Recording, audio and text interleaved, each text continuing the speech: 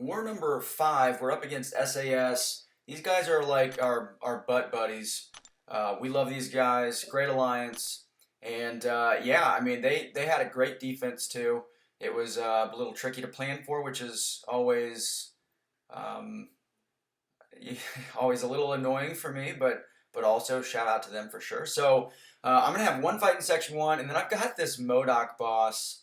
I'm gonna be using my rank 3 Killmonger. My Killmonger has been parked on defense for a while, and we brought back our beloved longtime member Brett, who had taken a break for a bit, and he ranked up his 6-star Killmonger to rank 3. So I slapped his on defense so that I could bring mine on attack, and yeah, we're gonna get some action. You guys already know how that fight ends, at least the first try, but I'm gonna give you guys some feedback on what mistakes I made, and I kind of figured it out for the second fight, and the second fight went perfectly. So this fight, I was a little bit worried about the Schadenfreude because I am running full suicides, which means I've got that poison, and I didn't want to do any hitting until the poison phase, the incinerate phase on the node switched over to poison phase. So anyway, use the combat regen. Obviously, I screwed up there.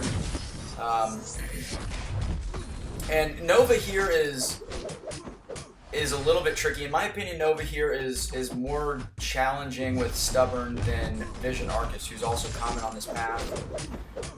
Just because for that first 9 seconds or whatever, he is usually pretty aggressive, and because of Stubborn, you're going to get cornered, generally speaking. Plus, you can't just easily parry his mediums. You have to re-parry him. So, good placement there. Ultimately, though, Claire is just, she's just too good of a matchup there. So, I didn't take that Killmonger. Legacy took him with his rank 3 Captain Marvel movie. I just moved up for him.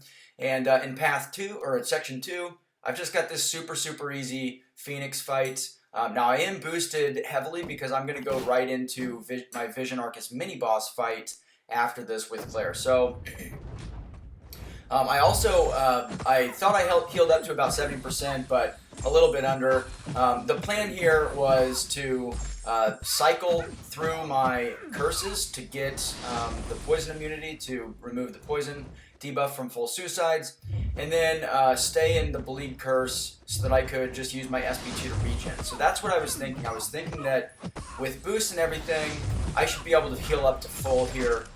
And here you guys see I get a lot of regen, but I believe I'm running 2 out of 3 in recoil in this fight, just specifically for that Aarkus, because I want maximum damage on my special attacks. And so that's going to kind of minimize the amount of healing that I can get off. So ultimately, it's not a big deal. This fight, if I were to die to this fight, even if I started with 10% of my health, which that would not be cool with me, obviously, but then it would just be an embarrassment regardless. So I felt good there. I am going to go ahead and heal her up here, of course, because I need all the health that I can get against this Aarkus. And in this one, I'm going to use an invulnerability boost. I think that invulnerability is definitely the way to go here, as opposed to like combat regen. You don't need a power start 1 boost. And I can't remember for sure, but I think that I had 2 or 3 out of 5 in Mystic Dispersion, which is just going to help me a little bit, obviously, get up to my SP2, which is the goal. So here I want to switch curses. I get that off, which is great. Get off the SP2 just to kind of empty my power, because I want to stay at SP2s for the most part in this fight. I'm going to do full combo into another light attack to switch to Incinerate Curse, and now I'm just going to stay in the Incinerate Curse for the rest of this fight. It's the big damage SP2, and here I just, for whatever reason, I go for it. I guess I was thinking maybe like, oh, this might kill him. It obviously doesn't. He was obviously in poison phase, so I'm getting poisoned pretty heavily here. I go for a pretty risky intercept because I know that I need to get to the SP2 ASAP so that I don't die from poison. So just mismanagement of the fight there, but fortunately I was able to get that intercept off and end him with another SP2. So, all right, I do place White Mag's Guidance on this fight. For myself, it's just going to give me 15% additional attack. which is good. And I'm changing my masters. I'm taking off suicides completely. I do think that that's the play here when you're using Killmonger against Modok. I know that Killmonger benefits in some ways from at least the bleed suicide, but I just wanted as much health as possible. And my strategy going in here, I'm going to use another invulnerability boost. And that was the wrong move. So we'll kind of talk about all the mistakes that I make in this fight. But my big mistake was, from the get-go, my mentality was I wanted to be as conservative as possible. So you see, I get off the intercept there, but for the most part, I need to get him to his SP1, obviously. But I'm just going to stand there and bait his heavy attack. And from doing that, I just lost 10% of my health. I don't care about stubborn yet. Again, I just want to bait his SP1. And you guys see I'm intentionally taking block damage just to get my openings here. And I do need him to throw this SP1 or it's going to get pretty ugly. He's being super passive, which is unfortunate. But here we get some space. He throws the SP1. And if you guys are kind of paying attention here and you're familiar with high tier war, then you've already figured out what my major mistake was in this fight, at least in terms of like my tactical plan. And I'll talk about that a little bit later on because it's definitely going to come into play here. But alright, so he keeps going indestructible because I have to fully dex and counter his SP1 to keep my True Strike up. And I'm going to throw my SP1s to try to build up some bleeds. My goal was to get to an SP3 at some point later in this fight when he has a bunch of passive dormant bleeds, and then activate those, and hopefully that would kill him. Again, I'm standing there and I'm just taking block damage intentionally. There I just totally missed the dex, and by the time he was throwing it, I had no choice but to block it. So I go back to blocking only, and the big mistake, we can chat about it at this point, but the big mistake in this fight, as you guys have noticed, I haven't been hit yet. Of course, I say that and I lose my indestructible, but I hadn't been hit up to that point, and I was down to 45% health just from block damage. Modok does have pretty high block penetration, and it was just a really bad strategy. So there I just messed up, and I took the SP1. So now again, I gotta play it slow to get him back up to his SP1, and I'm just going to end up taking more block damage. So I'm down to 33% of my health here. I finally get True Strike. I'm like, alright, cool. I think I'm in a good position here. And here I throw the SP2, hoping that it wouldn't push him over 2 bars, but guess what? It does. So I missed the dex there. I do have the indestructible charges, but I'm being bled here. So I'm going to lose an additional 10% of my health from the bleed. More like 8%. But either way, at this point, the fight is looking pretty dire.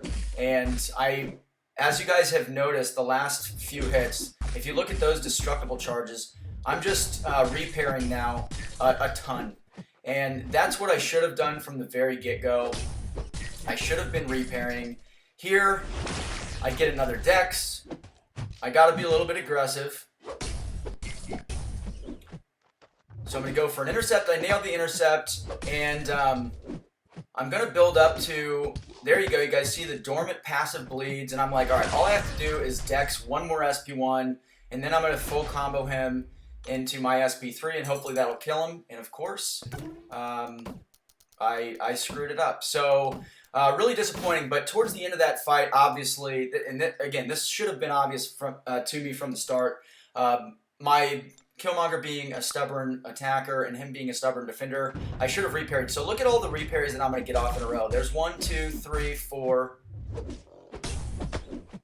5, 6, 7. All of these are reparries.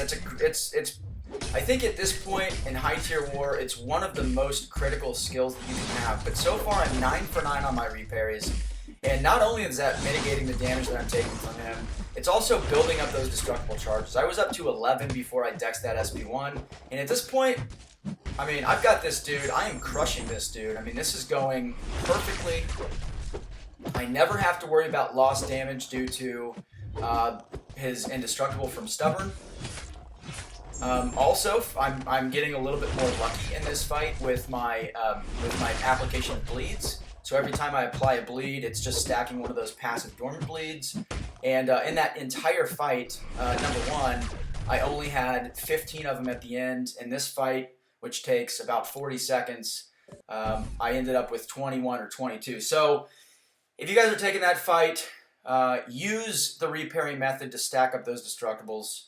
Pretty simple. All right, here are the cards. Vega, he's got a great channel, guys. Check it out, please. I'll have it linked in the description if you're not familiar with him. Great player. He's got a rank 3 Dragon Man that he used on attack for this war. Awesome, awesome stuff.